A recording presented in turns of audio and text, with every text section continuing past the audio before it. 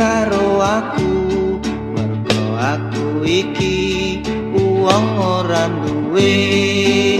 Aku wedi mengko keloti pemburi.